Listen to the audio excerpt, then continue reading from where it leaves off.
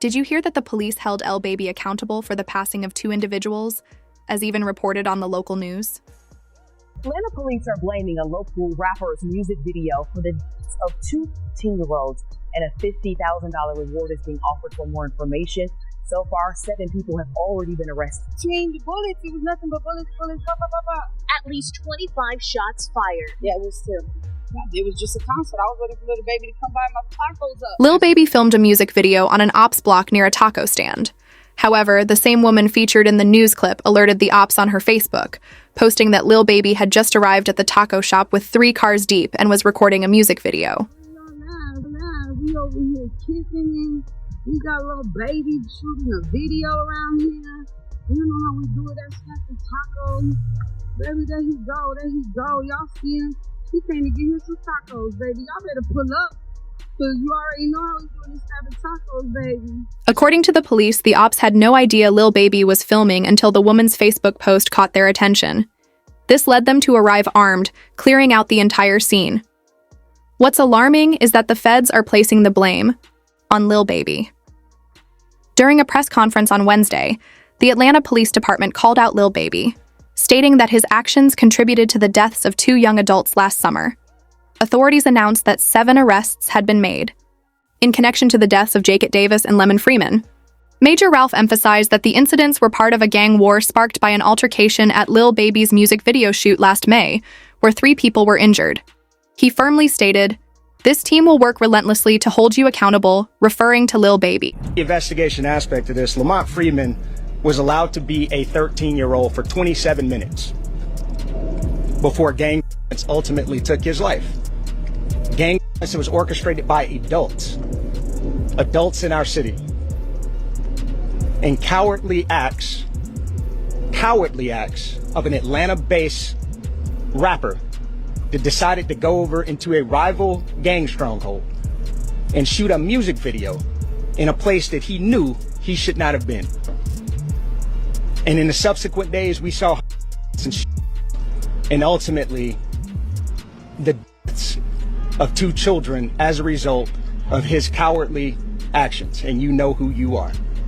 And I tell you that this team will work relentlessly to hold you and the persons that you are affiliated with responsible for those actions. This led to a viral tweet claiming that after failing to convict young Thug, the Atlanta DA was now setting her sights on LilBaby, using him as an example for rappers accused of funding gangs with fame, money, and resources for street crimes. According to Atlanta DA Fani Willis, many rappers in the city are making millions from music and then using that money to supply their gangs with firearms, narcotics, and more. However, LilBaby wanted no part in this, which finally answered one of the rap industry's biggest questions, why he shut down 4PF. Right after LilBaby's album release, reports surfaced that his new project Wham was rushed due to looming legal troubles. Closing 4PF was the first major sign, as the very next day he announced he had officially ended the record label. This move was seen as an effort to prevent 4PF from being labeled a street gang, especially since several members had been involved in serious crimes in Atlanta, something LilBaby didn't want to be associated with. 4 Pockets 4 had to come to an end. You know what I'm saying? Mm-hmm. When you say of course, I mean, why you say of course? Because it's all shit that be going on. And I had to start learning that, like, other people's actions I could be held accountable for.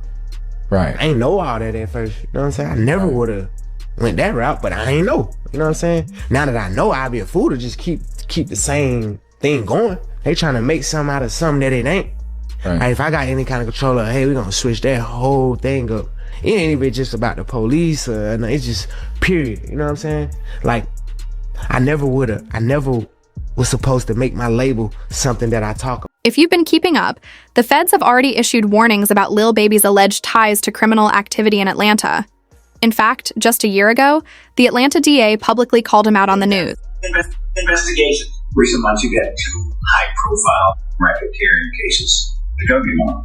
Over the next 60 days, you'll see 2 more. DJ Academics later broke this down, exposing the strategic trap that Atlanta DA Fani Willis was setting for rappers in the city.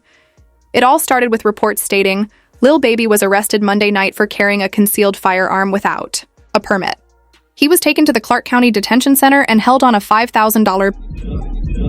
need 20 bands, call the number for me. Hey, security, the black guy, call the number for me. Lock me up for a return, but I got life. Security, I need 200 bands a year. I swear to God, security. Security, I need 200 bands a year. You don't make 200 bands here. Hey, lady, my check is at 9 2. Nah, check me good. I gotta do my nut. Check me good. You on the camera? I gotta do my nut. Check me good. I gotta. Alright, y'all look at that costume. Myself again. This marked LilBaby's first of 3 arrests in the following months, but the situation runs much deeper. Let me explain. 8 months ago, DJ Academics revealed on stream, while showing the official documents, that 4PF was listed in the same RICO case file as YSL and Young Thug. I've heard two of them. Like, I've heard the two of them. They're like, yo, these are gonna go in first, then these. I've heard them. And I don't know if I should say it. Again, I got nothing to do with no investigation, nothing, whatever. But these are top rounds. Well, one's a top round. The other one, matter of fact, I'll do the segment without saying anything. I'll just say this. I believe you know who the obvious name is. They're in Atlanta. They go by three letters. They've been popping. One of the top, I would say, 3 rappers in But now, with the YSL trial concluded, DJ Academics has laid everything out, revealing that LilBaby's recent arrests serve as a major warning that a RICO charge could be headed. Tell you some things that you're gonna have to take my word or don't believe. It's fine. I don't care either way. When Fonnie Willis started targeting YSL, Fonnie Willis had a bunch of people to target. She wanted Thug. She got YFN. So she got YSL, YFN. Eventually, they were going to get to 4PF. That's one of the reasons they changed it, by the way. Except, from what I heard, the feds told them, it's okay. We got it. So the feds told them, like, it's okay if you dismiss the charge. So they didn't go that hard with trying to get dirt, especially after the Ron died. They dropped that case. They dropped it, but the feds has realized we won't get dirt. That's doing the math. You see why LilBaby is moving away even? Because LilBaby hasn't been on Fed watch. He's been on county, state watch. The Atlanta DA wasn't successful in taking down Young Thug, making it likely that LilBaby will be their next target. Let me explain. Just 2 weeks into the YSL RICO trial, Thug and LilBaby's close friend Gunna took a plea deal, effectively cooperating and getting on Fonnie Willis's good side. Personal knowledge that members or associates of YSL have committed crimes of murder. Yes, sir. You were present when law enforcement officers stopped Daniel in which you were present along with Jeffrey Williams, Gordon Hyman, and a firearm Willie Hug. These items did not belong to you. Yes, sir. And you have personal knowledge that members or associates of YSL have committed crimes in person, correct? Yes. You were present when law enforcement stopped a vehicle with you and Jeffrey Williams inside, where drugs and a firearm were recovered. These items did not belong to you? Correct. Just 2 weeks after Gunna was released from jail, LilBaby was arrested again, this time for illegal window tint. Official footage of the arrest was later released online. Huh? Man, you know why before you open up these windows, they tinted. You can't see nothing. I'm a celebrity, man. Nobody can see me through my teeth. Let me ride. I don't know what celebrity you are. I'm not picking my teeth. Let me ride. I can't have nobody seeing me right here. Let my window up. Oh yeah, you good, but you can't have that tinted window, man. Alright, they give me a tip. Have a good day, man. Now who are you? You say you my name LilBaby. Okay, I just need you to sign right here, okay? You got a pen? You don't be want to have it. You gotta have tickets, man. That's okay. I take a ticket and somebody fuck me on. Put it 32. You put it 32. If you got a medical exception, you can get that. This is where the corruption of the Atlanta DA becomes clear. The body cam footage from LilBaby's arrest mysteriously became corrupted.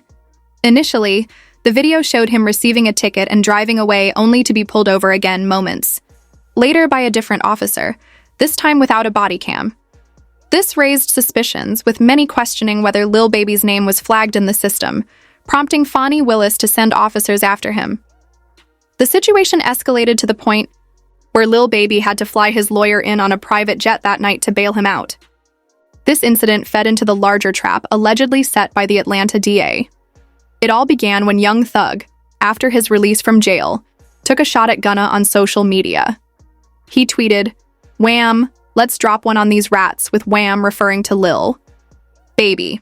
LilBaby had already made it clear that he was against Gunna for taking a plea deal in the YSL case, and he responded to Thug on Instagram saying, "We should." This was exactly what Fonnie Willis wanted, escalating tensions. Thug continued fueling the situation with another tweet, followed by an Instagram video.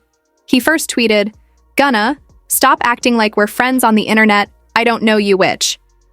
Immediately caught Gunna's attention. Gunna's brother responded, "Trust and believe, the feeling is mutual." But what young Thug did later that night could potentially land him in trouble with his probation. He linked up with T.I. and posted an Instagram story saying, "I'm home, and I did it the right way," a clear subliminal shot at Gunna.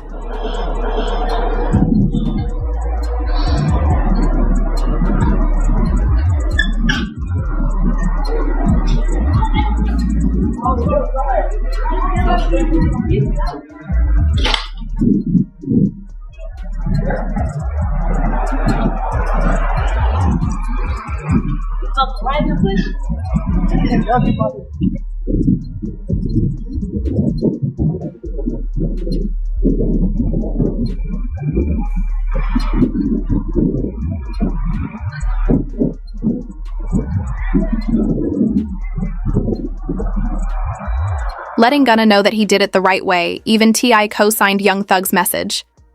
But here's the real issue. Thug's sneak dissing is actually violating his probation. DJ Academics pointed this out, predicting that the feds wanted Thug to slip up. Academics explained that this was all part of a bigger setup. He stated, "The stipulations they gave Thug are designed for him to fail. They want him to break his probation so they can send him back to prison for 20 years. The theory suggests that Thug was given an easy plea deal on purpose, not to free him, but to set him up for failure." Meanwhile, Fonnie Willis knew that if Thug was released, LilBaby would take his side in the beef with Gunna. This created the perfect trap off LilBaby and young Thug, caught in the same... Hey man, what you gotta tell these people? Back. Back, Jack. You feel me? Indeed. Hey man, ain't no cap in it.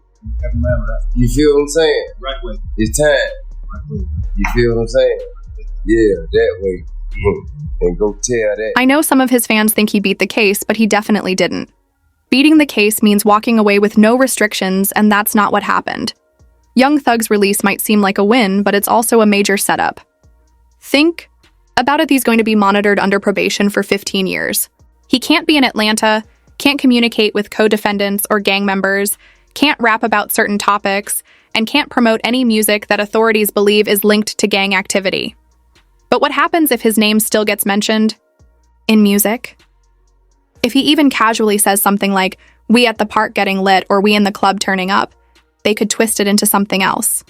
Right now, people are celebrating, and I get it. If you followed the trial at all, whether you're a fan of Thug or not, you could see the pain he went through. He gained a lot of weight, and everyone knows that's not the Thug we remember. So yeah, we're happy he's out, but we also need to be very aware of how this situation... Think he beat the case. He definitely didn't beat the case. Beat the case means you have no stipulations. The Young Thug thing is a win, but it's also a huge setup.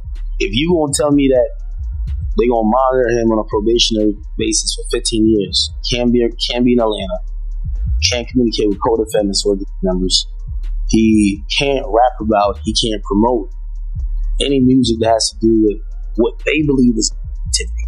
But he's always gonna talk about him and is doing his thing. They might consider that activity. He might be like, "Yo, man, it's like, yo, we going to the park getting lit. We going to the club getting lit." They might be like, "Oh no, you talking about it." So, we celebrating right now because I think we could all see, if you follow that trial at all, whether you're a fan of Thug or not, you can see the pain, you can see this was going through it. Like, he gained a lot of weight. Everybody knows Thug is not that weight, so we happy he got out, but we definitely got to be very cognizant of how it's going to play out.